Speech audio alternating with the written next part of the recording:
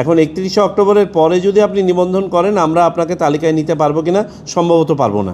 এই নির্বাচনকে সামনে রেখে এই ভোটার তালিকায় আপনি সংযুক্ত সম্ভবত হতে পারবেন না। বর্তমান আইন অনুযায়ী, ভোটার তালিকা আইন অনুযায়ী ভোটারের ডেফিনেশন হচ্ছে যিনি ভোটার তালিকাতে অন্তর্ভুক্ত আছেন, এনরোল্ড হতে হবে। So without change of the law এটা সম্ভব নয়। দ্বিতীয় জিনিস হচ্ছে, আরেকটা বলি, এখন তো আমাদের যেহেতু প্রবাস থেকে ভোট দেওয়ার সুযোগটা তৈরি হয়েছে বিধায় অনেকের মাঝে আগ্রহটাও তৈরি হয়েছে যে ভোটার তালিকায় অন্তর্ভুক্তি বা এনআইডি করার। কার্যত গত 17-18 বছর ধরে অনেকেরই হয়তো অনেক সময় দেশে এসছেন, বাট এই প্রয়োজন হয় নাই, তারা করেনও নাই এবং তারা হয়তো ভাবেনও নাই যে ভবিষ্যতে ভোট দিতে পারবেন। অন্তত আমরা শুরু করি, চলেন, আশা করি অদূর ভবিষ্যতে যারা বাদ আছেন তারাও সম্পৃক্ত হয়ে যাবেন। আর আপনার আরেকটা প্রশ্নের উত্তর বলি, আমাদের স্ট্যাটিস্টিক্স বলে আমাদের একটা বড় সংখ্যক জনগোষ্ঠী ইতোমধ্যে আমাদের ভোটার তালিকায় অন্তর্ভুক্ত আছেন। বিশেষ করে 2007-8 সালের পরে যারা প্রবাসে গিয়েছেন তারা কেউই এনআইডি না নিয়ে যান নাই, খুব কম, একটা স্মল পার্সেন্টেজ হয়তো বা এনআইডি ছাড়া গিয়েছেন। আর 2007-8-এর আগে যারা গিয়েছেন তারাও একটা সংখ্যক যে সময় বাংলাদেশে এসছেন তারা তাদের এনআইডি সম্পন্ন করেছেন।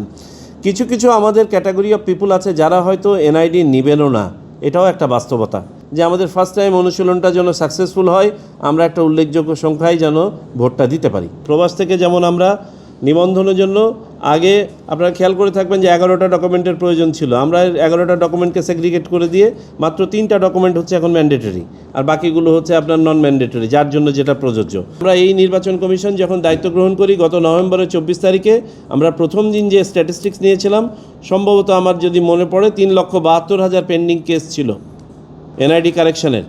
আমরা ক্র্যাশ প্রোগ্রামের মাধ্যমে যখন আমরা এটা সমাধান করা শুরু করলাম, আমরা আরও 6 থেকে 7 লক্ষ অ্যাপ্লিকেশন পেলাম।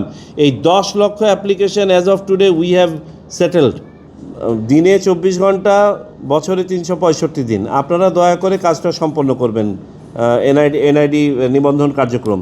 এখন 31শে অক্টোবরের পরে যদি আপনি নিবন্ধন করেন আমরা আপনাকে তালিকায় নিতে পারবো কিনা, সম্ভবত পারবো না। এই নির্বাচনকে সামনে রেখে এই ভোটার তালিকায় আপনি সংযুক্ত সম্ভবত হতে পারবেন না। আমরা তারপরেও চেষ্টা করে দেখব, যদি আমরা অ্যাকোমোডেট করতে পারি আমরা করব। আমরা যেটা সহজ করেছি, প্রবাস থেকে যতগুলো পেন্ডিং অ্যাপ্লিকেশন ছিল 31শে অক্টোবর পর্যন্ত, আমরা দ্রুততম সময়ে মাঠ ভেরিফিকেশন, ডেস্ক ভেরিফিকেশন করে এগুলোকে ক্লিয়ার করে দিয়েছি।